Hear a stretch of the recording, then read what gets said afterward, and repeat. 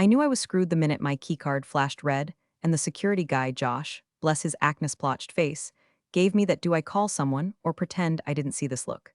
It was 7:06 a.m. on a Thursday, which meant the air still smelled like janitor-grade disinfectant and stale vending machine Pop-Tarts. I had my travel mug in one hand and my phone in the other when the email came through. Your employment is hereby terminated effective immediately. Your access credentials have been revoked. No signature, no salutation, not even a damn period at the end. Just a sterile corporate ghost note nuking 12 years of my life while I was still wiping sleep out of my eyes. I stood there for a second, phone screen glowing like a tombstone. I didn't panic. I didn't cry. I just turned slowly, walked to the hallway bench outside conference room A, and sat down like a well-behaved specter haunting the very infrastructure I'd built. People walked by. Some gave me confused half-smiles. A few of the junior devs nodded like they knew something was off but hadn't put the pieces together yet.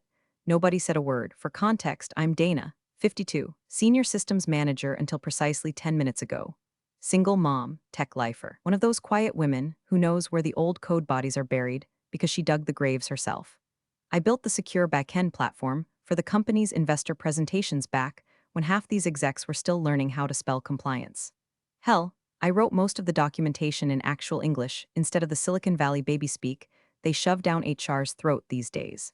And yet, here I was, badge deactivated, inbox locked, name scrubbed from the directory like a botched PR scandal, because a fresh out of MBA haircut named Spencer decided I wasn't culturally aligned. His words, not mine.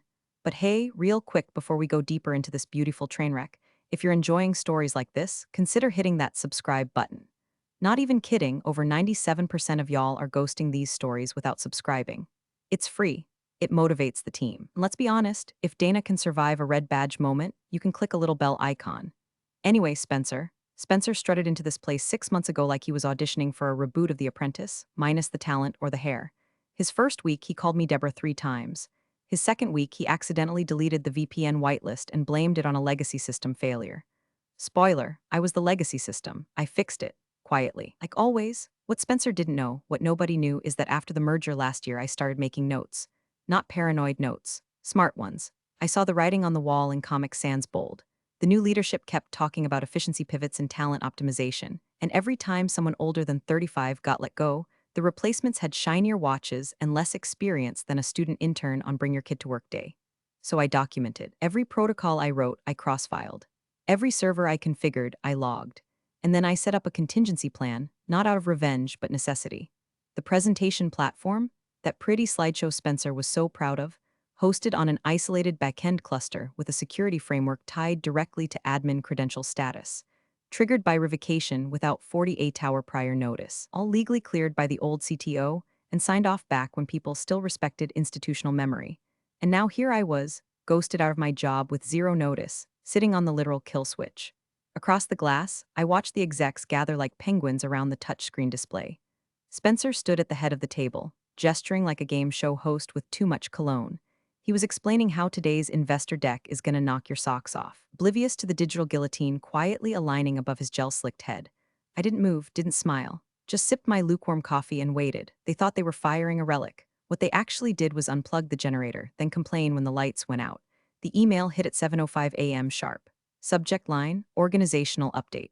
Body text, 5 lines of bureaucratic chloroform, stripped of punctuation like they were charged by the character. Your employment is terminated effective immediately. Please return any company property access has been revoked. No Dear Dana. No bullet points. No dignity. I was 3 steps from the building when it came through, balancing a thermos of bitter gas station coffee and a sack of oatmeal for my desk drawer. The keycard reader blinked red when I swiped it, pulsing like the dying heartbeat of something that used to trust me. The security turnstile didn't move. The kid at the front desk, new guy, probably named Kyle or Bryce, tried not to make eye contact, just muttered, "Ooh, might be a system error, you should probably call IT or something." Yeah, Kyle, I am IT, or was. I took 3 steps back, turned on my heel, and headed to the bench outside conference room A. Same one I used to collapse on between server patch cycles. The leather was cracked and the armrest had a stain shaped like Michigan. It had seen things, it had seen me. I sat, just like that, didn't scream, didn't barge in. I'd already known this was a probability slowly turning into a promise over the last 2 quarters. The writing wasn't just on the wall, it had been laser-etched, color-coded, and presented in a PowerPoint by a VP who called me resource-heavy during a strategy sync. This was a company that held leadership retreats at axe-throwing venues and called mass layoffs talent rotations. Through the glass wall of conference room A, I watched Spencer parade around like a damn game show host. He wore those pointed brown shoes that looked like crocodile tongues, and that smug, default expression of someone who thought servers were something you hired at a steakhouse. He didn't glance at me. He didn't have to. This was the plan. Public dismissal, quiet and tidy. Make an example out of the dinosaur. Funny thing is, dinosaurs didn't go extinct overnight. Some of us learned to fly. I pulled out my phone, flipped to my saved email folder, opened a thread marked protocol, clause 14, see administrative deactivation response, dated 6 months back. Subject line, contingency approval. Initialed by Charles F. Turner, our now retired CTO who believed in documentation and whiskey, usually in that order. It had taken me weeks to draft the security procedure. I never intended to use it. It wasn't spite, it was protection. Legal had signed off. IT compliance gave me the green light. It stated, clearly and without ambiguity, that any attempt to revoke administrative access without 48 hours notice would trigger a full system lockdown, isolated, secured, with tiered handover instructions buried under credential-level encryption. Standard risk mitigation. Nobody read it, nobody cared, until today. The platform they were about to present on, Investor Deck, Analytics Engine, Real-Time Visual Sim, all of it housed on a server that just checked its admin table and found Dana McConnell, revoked. Inside the room, they were laughing at something.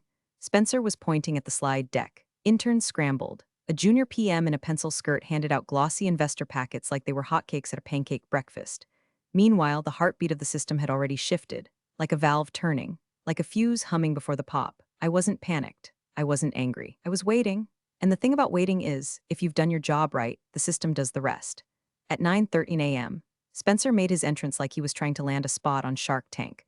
Collar popped just enough to be relatable, not enough to hide the neck sweat already blooming like mildew. The boardroom lights were dimmed, projector humming, coffee trays lined up like little shrines to caffeine-fueled desperation. The investor team had dialed in 10 minutes earlier, their voices crackling faintly through the glass like ghosts trying to make a deal. Spencer took center stage, spun toward the long conference table, and let loose with a smirk so polished you could slide off it. No seat for Dana, must have gotten lost in the server room. Laughter, not much, but enough. Enough to know who was in on the joke and who was smart enough to fake it. I didn't move from my perch on the bench, just crossed one leg over the other and sipped my now cold coffee while my name was used as a punchline. 12 years of flawless deployments, server hardening, late-night hotfixes, disaster recovery drills, and uptime miracles, and this is the farewell tour. A room full of suits chuckling like I'd tripped over my orthotics and fallen into irrelevance? Fine, let them laugh. I glanced at my phone, screen dimmed to save battery. No new emails. But then came a ping, small, sharp message from Tony Nguyen, one of the junior engineers I trained fresh out of school. Kid could script in his sleep but had the social courage of a damp tissue. Tony, us server just rejected our credentials. Admin plus team logins equals all invalid. Did you lock something? I let the message hang for a beat. 2, 3, then I tapped reply. Just one character. Mantelpiece, I didn't need to say more. Tony knew what that clock meant. Joked about it before. Back when we'd quietly built the fallback authentication layer, hidden behind so many abstractions only I and the CTO could trace it. A passive listener. Waiting for one condition, my removal without warning. That trigger had fired 2 hours ago. The script was running. First phase, disable all presentation-facing access outside of secure admin sessions.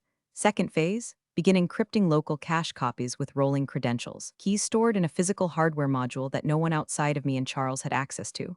Third phase, lock the interface completely and serve a single line of text on launch. Access terminated. Administrator unverified. Through the glass, I watched Spencer tap at the conference tablet, confusion creeping in behind his eyes. The room was suddenly still. A whisper spread between the VPs like someone farted, but no one wanted to claim it. Touchscreen flickered, briefly lit up, then dimmed again. He tapped harder, frowned, tried another device. The projector screen blinked white, then a prompt, system requires verified administrator to continue. Contact IT for override clearance.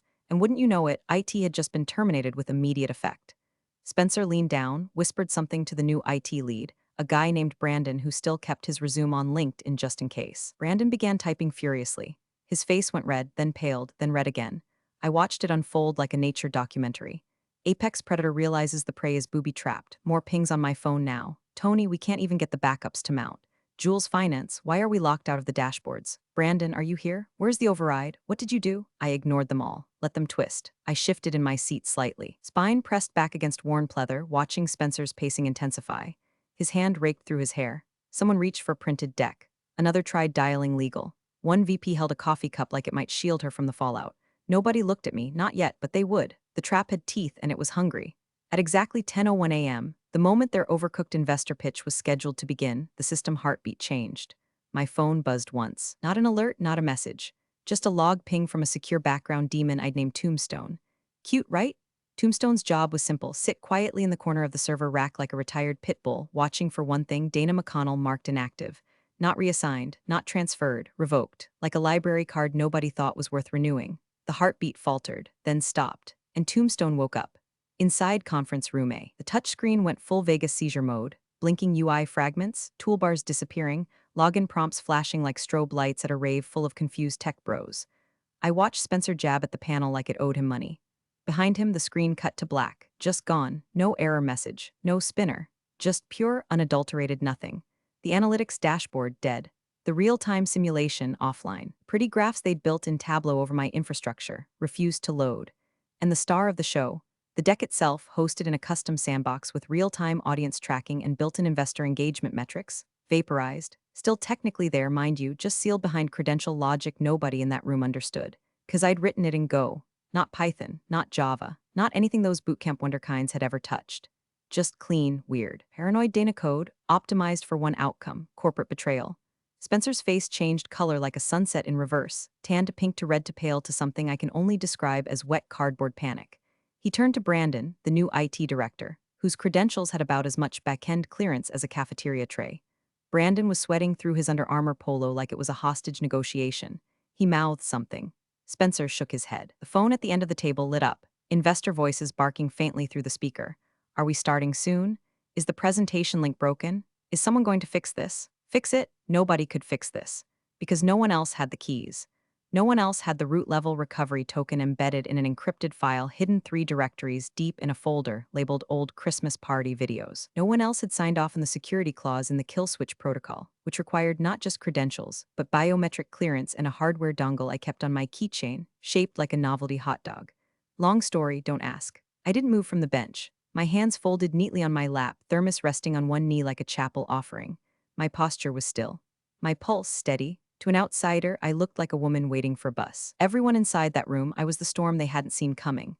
Brandon started pulling up local backups, but they were encrypted, password protected with a 14-character string that rotated daily, logic housed in the same admin table they'd just amputated by firing me.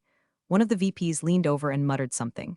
Spencer snapped back. Hard, real anger now. Not just embarrassment, fear, realization. The dawning horror of a man who built his big moment on a system he never understood and buried the only person who did.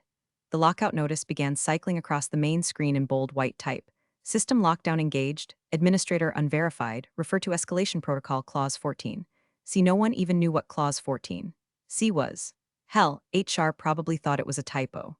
I'd written that clause with the old CTO, Turner, back when ransomware stories still made headlines and we agreed our system should have one guardian angel.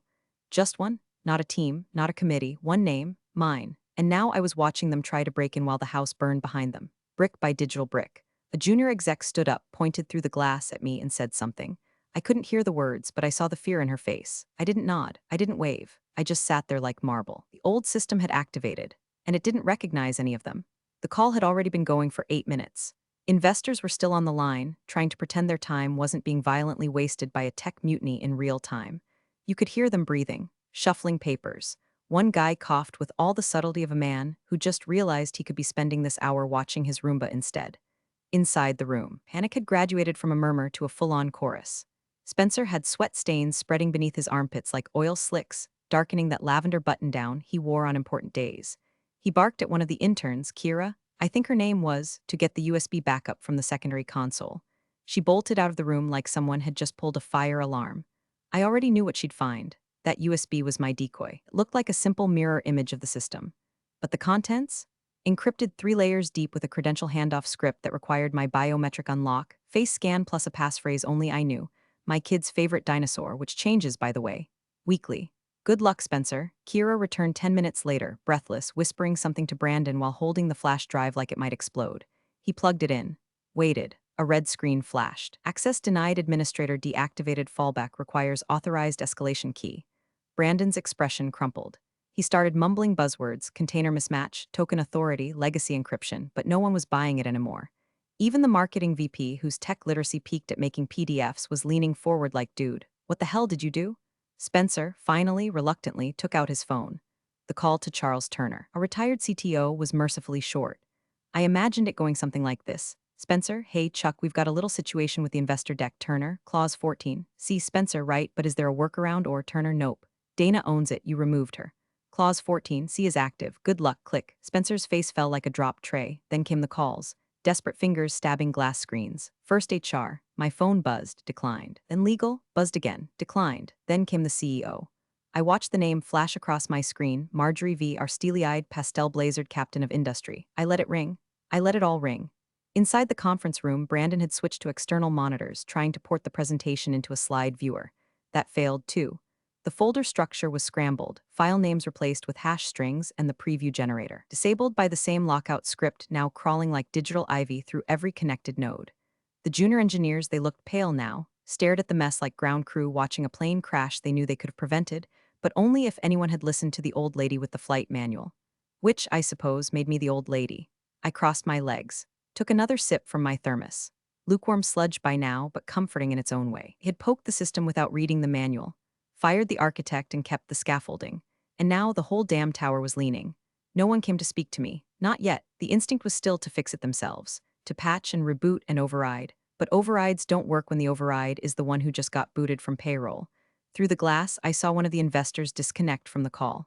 Then another. Someone stood, unmuted, and said we'll reschedule when your systems are operational again. Click. Spencer dropped his forehead into his palm. I looked down at my phone. Buzz, voicemail, buzz, voicemail, buzz. Another desperate ping from legal. Urgent, can you call us ASAP? I powered the phone off. Silence. That was the part they never saw coming. They thought control came from shouting, corner offices, and high-speed connections. But sometimes the loudest power in the room is the one that just refuses to pick up. By 10:47 a.m., the office buzz wasn't just about the failed presentation anymore. It was about me. Not the usual whispers of she's on her way out or you hear Dana's retiring soon. This was a full-blown folk legend hatching in real time. She coded in a kill switch. Clause 14, see? It's real? Wait, Dana planned for this. I heard the muttering float down the hallway like secondhand smoke. From interns to compliance staff to one terrified exec assistant who looked like she was halfway to filing for unemployment. A few brave engineers, Tony, Jules, and Miguel, approached slowly like I might bite. Dana, what do we do? I didn't even look up. Just opened my phone, scrolled to the right folder, and sent them a file titled Systems Handover Breach Termination Protocol PDF 13 pages. Flowcharts. Preloaded access keys for safe rollback. Built for exactly this scenario. Dated, documented, signed by the old CTO, and filed under an innocuous SharePoint name, Holiday Resources Q4. Zip. Because if you're going to teach people how to handle a digital nuke, hide the instructions next to fake gift wrap budget spreadsheets. Tony opened it, blinked twice, then said, You wrote all of this? I nodded once. About a year ago, thought it might come in handy. Miguel whistled. They really fired the wrong person. I raised my eyebrows slightly, not smug, just confirming the obvious. Meanwhile, Spencer was outside the building, marching back and forth in the parking lot like a sitcom husband locked out of his house. Phone pressed to his head, free hand slicing the air. His voice carried all the way through the lobby glass. Just get her back in here. I don't care what legal says, fix IT. He paused, listened, then screamed again, No, I don't have the auth codes. She had them. Kira the intern, God bless her sweet, terrified soul, peeked out the door and whispered, He's gonna blow a vein. Jules glanced at me. You gonna go talk to him? I tapped open my inbox. Sure enough, meeting request. Subject line, urgent executive discussion. Sender, Spencer Vaughn, declined. I didn't just hit no, I forwarded another email in return. Subject, clause 14, see acknowledgement security dependencies. Dated last Tuesday. Attachment, read receipt confirmed by Spencer Vaughn, 2:14 p.m. It was all there in black and white. He had read it. He had been told. He just didn't believe it, didn't take it seriously. Thought it was a relic, a joke. Another paranoid dinosaur running drills for doomsday in a world of touchscreens and tick-tocks. The doomsday showed up, and guess who forgot her bunker passcode? Spencer stomped back inside, red-faced and pacing like a man whose own teeth were trying to escape his mouth. He passed me in the hallway, glancing just long enough to confirm I still existed, but not long enough to ask. Not directly. He still wanted to pretend this wasn't what it looked like. Fine. Let him spin. I had no desire for confrontation. No victory lap, no gotcha moment. I just watched. Let them drown in their own flood. They built the system. But I wired the plumbing. And when they yanked the foundation out from under me, well, I just let the water in. By 11:30 a.m., the investor call had fizzled out like a wet firecracker. One by one, the big names dropped from the line, no parting words, no polite goodbyes. Just soft clicks of disappointment echoing off a brick system and a purple-faced director sweating through his credibility in real time. The final voice before disconnection said it best. We'll revisit this partnership when your team learns how to read their own documentation. Click. The room stayed silent for too long after that. Spencer didn't speak, didn't sit. He just stared at the dead screen like it had personally betrayed him, and aware that it was doing exactly what I told it to do. Nothing. Downstairs, HR finally lost their poker face. A woman named Linda, I think she called herself People Ops now, toddled over in block heels, trying to look like she wasn't approaching a live landmine. Dana, hi, she said, clutching a tablet like a riot shield. So sorry for the misunderstanding earlier. Looks like we may have jumped the gun a bit. I stared. I've spoken with legal and executive. There's actually a really exciting opportunity for you to re-engage with us on a limited-term consulting basis. Totally flexible, of course, just to help us, get systems back online. We're prepared to offer a generous. I held up a hand. She stopped. I reached into my bag, pulled out a small laminated card, and handed it to her. On one side, my contact info. On the other, in clean black type, you already pulled the plug. I'm just the surge protector. She blinked. Is this a quote? I smiled. No, Linda, it's a diagnosis. She turned and wobbled back toward legal like a penguin on a melting ice floe. Meanwhile, the fallout had begun to seep upward. Rumors filtered down from the 14th floor. The board had called an emergency session. Not DEFCON level yet, but close enough that suits who hadn't left their offices in 6 months were now physically present and visibly anxious. Someone had forwarded them a copy of Clause 14. C. Someone else confirmed that yes, it was legally enforceable. Yes, it had been approved. And yes, it had been triggered by the very people who now wanted it undone. I received 3 more voicemails in the next hour. One from legal. We're exploring the full context of the fail-safe clause. Could you advise us on restoring presentation access while maintaining compliance? One from Brandon. The IT director. Hey Dana, do you maybe still have the hardware token? Just so we can look into decrypting the local build. And one from Spencer, voice cracking. Dana, if there's any way we can get you to come in and just undo this. I'll back your reinstatement personally. Full access, just call me. Nope. They had stripped my credentials. They had revoked my access. They had made the decision. Now they wanted the wisdom of the ghost they buried under their own arrogance? That's not how it works.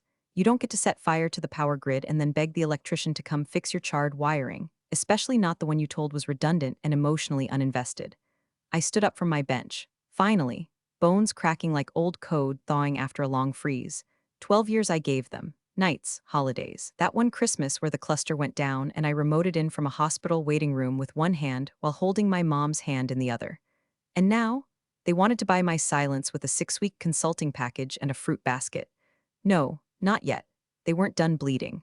The offer came in at 1:42 p.m., tucked discreetly between a useless follow-up from legal and another ignored calendar, invite from HR labeled Final Debrief Opportunity Optional Urgent. Subject line, Let's talk, no NDA required. It was from Arcturus Analytics, a boutique data security firm I'd worked with 3 years prior during a cross-departmental audit. They remembered me. More importantly, they respected me. The message was short to the point, and worth every keystroke. Dana, we heard what happened. Word travels fast. We're prepared to offer you a principal-level position. Remote first, flexible hours, double your current rate. Your name came up in every must-have column during our last leadership meeting. You don't need to prove anything. You've already done that. Let us know by EOD. M. I stared at the screen for a full minute before opening a plain text file titled Contingency Exit Package. It had sat untouched for 6 months. Prewritten, preloaded, one click away. The script within generated a spreadsheet. One column, randomized login credentials for Spencer's beloved presentation system. Another, 24-hour expiry timers. The moment the file was opened, the clock would start ticking. After that, gone, non-recoverable, just dust in the digital wind. But the final flourish, what really mattered, was the automated email. Scheduled for 2:00 p.m. exactly, set to go out to 6 inboxes. Spencer, legal, HR, Brandon, Marjorie, and the entire board CC'd on a private thread titled Reinstatement Options Strategic Urgency. Message body, per Clause 14. C of the Emergency Security Protocol, Administrator Lockout has been lifted. System access will remain available for 24 hours before expiring permanently. Good luck without documentation. Dana McConnell. I attached the spreadsheet. No password protection, no trapdoor, just keys. Loose, untethered, useless without a map. Then I hit schedule. I didn't leave a resignation letter.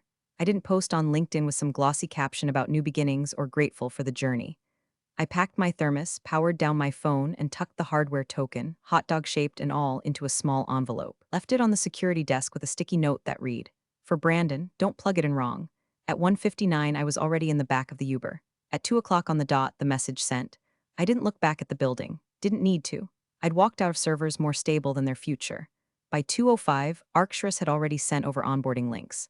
The benefits package read like a care package from a universe that still believed in logic. Optional 401k match. Mental health stipend. No timesheets. A team Slack channel titled What Would Dana Do? I kid you not. At 2:12 I replied, I'm in. Please send my welcome packet to the Santa Fe address. I'll be working from the terrace. They replied with a plane ticket. First class. I never sent a goodbye. What was there to say? I wasn't angry. I wasn't vindictive. I was just gone. Now they'd have to build their future without the past they threw away. Let's see how far that gets them. Monday morning arrived with the hushed tension of a funeral no one wanted to admit was happening. Spencer arrived at HQ looking like someone who hadn't slept, or had, but only under the oppressive weight of boardroom shame and legal disclaimers. His new title, quietly updated in the directory overnight, read Director of External Partnerships, which in our company was code for exile with benefits. A role with no team, no real responsibilities, and just enough rope to keep him technically employed until the quarterly dust settled. His badge still worked. The elevator still opened, but nobody said his name out loud. Not anymore. Not after Clause 14C became shorthand for don't piss off the infrastructure. He passed Brandon in the hallway. Brandon nodded, but didn't smile. HR closed a door behind him without making eye contact. One of the junior devs paused mid-conversation when Spencer walked by and muttered something about McConnell protocol like it was a cautionary tale from a programming cryptid. My name was everywhere, not printed, not posted. Spoken, low, reverent cautionary. They whispered it like it might wake something up. Dana McConnell, the firewall in flats, the mother of the machine, one who wrote her legacy into the logic itself and walked out while the rest of them were rebooting. And me? I was 38,000 feet in the air, halfway across the country, sipping ginger ale and watching clouds drag shadows over the desert below. My company-issued work phone buzzed one last time as the plane began to descend. A delayed message from Marjorie herself. If you're open to revisiting this conversation at a later date, we would be honored to. I deleted it. No reply, no trace. At the Santa Fe terminal, a young woman in a navy polo held a sign that read, Welcome, Miss McConnell. She had a tablet with my new credentials already loaded, a rental car reservation, and a chilled bottle of water with lemon. Arcturus didn't do warm welcomes. They did calculated respect. 20 minutes later, I was standing on the balcony of my new Adobe rental, sunlight baking the bricks, the wind humming low against the hills. The only sound besides the birds was the soft ping of my laptop opening to a fresh new start. New systems, new people, a place where documentation wasn't something they forgot to read, it was gospel. I set down my phone, the old one, the device they'd once used to tether me like a utility. Then I powered it off, for good. Outside, the mountains blinked in the afternoon haze. I poured myself a tall glass of iced tea, leaned back in the deck chair, and smiled at the welcome packet glowing on the screen. They thought locking me out gave them control. All it did was prove I'd been holding the keys. Appreciate you sticking around, you legends of the break room. Subscribe for more chaos. Let's make your old manager spill their coffee in fear.